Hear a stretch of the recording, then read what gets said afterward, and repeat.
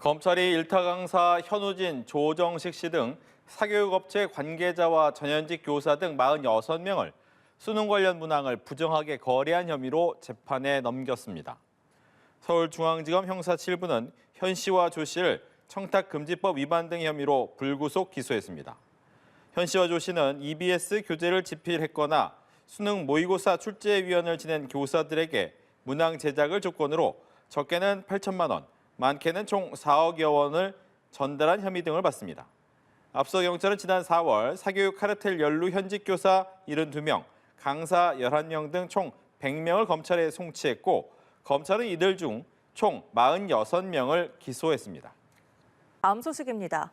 검찰이 일타 강사 현우진, 조정식 씨를 포함한 사교육업체 관계자와 전현직 교사들을 재판에 넘겼습니다. 이른바 사교육 카르텔 수사에 연루된 것으로 파악이 되는데요. 현직 교사들에게 돈을 주고 수능 관련 문제를 거래한 혐의를 받습니다. 이동훈 기자입니다. 팀까지 꾸려 문제를 만들어 학원가에 팔거나 판 문제를 그대로 내신 시험에 출제한 교사들이 적발됐습니다. 경찰의 이른바 사교육 카르텔 수사는 지난 2023년 교육부의 수사 의뢰로 시작됐습니다. 지난 4월 경찰은 수사 결과를 발표하며 현직 교사 70여 명과 학원 강사 11명 등 총 100명을 검찰에 넘겼습니다. 사건을 넘겨받은 검찰은 여기서 강사 11명 전원을 포함해 총 46명을 불구속 기소했습니다. 재판에 넘긴 피고인 중에는 이른바 일타 강사로 불리는 현우진, 조정식 씨도 포함된 것으로 나타났습니다. 현 씨와 조 씨는 EBS 교재를 집필했거나 수능 모의고사 출제위원을 지낸 교사들로부터 문항을 제공받은 혐의를 받습니다. 현 씨는 현직 교사 3명에게 문항 제작을 조건으로 총 4억여 원을 전달했고 조 씨는 8천만 원을 주고 문항을 받은 것으로 조사됐습니다.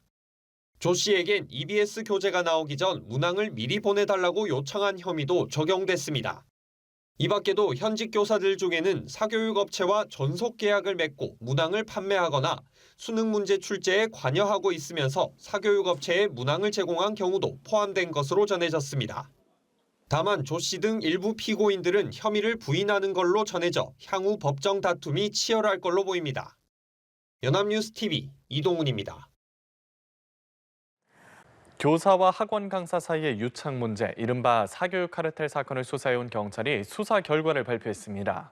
팀까지 꾸려 문제를 만들어 학원가에 팔거나 판 문제를 그대로 내신 시험에 출제한 교사들이 적발됐습니다. 나경열 기자입니다. 현직 교사 A씨는 수능 출제에 참여했거나 검토위원을 했던 교사 8명과 함께 사교육업체에 판매할 문항을 만들었습니다. 이들은 문항 제작팀은 물론 문항 검토팀까지 꾸려 조직적으로 범행했습니다. 문제 하나당 적게는 10만 원, 많게는 50만 원을 받고 팔았습니다. 3,000개 가까운 문제를 사교육업체나 강사들에게 팔아 수억 원대 돈을 번 걸로 조사됐습니다.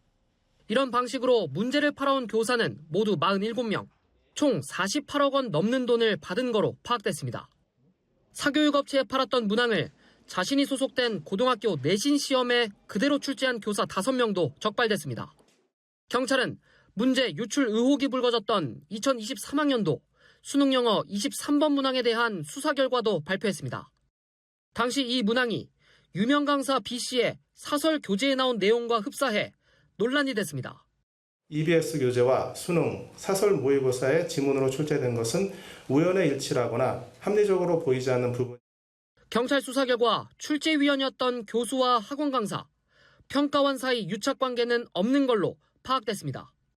당시 교수 B씨는 발간 전 자신이 감수한 EBS 교재에서 해당 지문을 보고 그대로 23학년도 수능에 출제했습니다.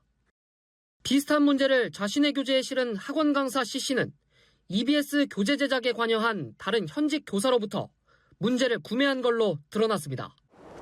세 사람 사이 유착 관계는 없었지만 이들은 업무방해와 청탁금지법 위반 등의 혐의로 검찰에 넘겨졌습니다.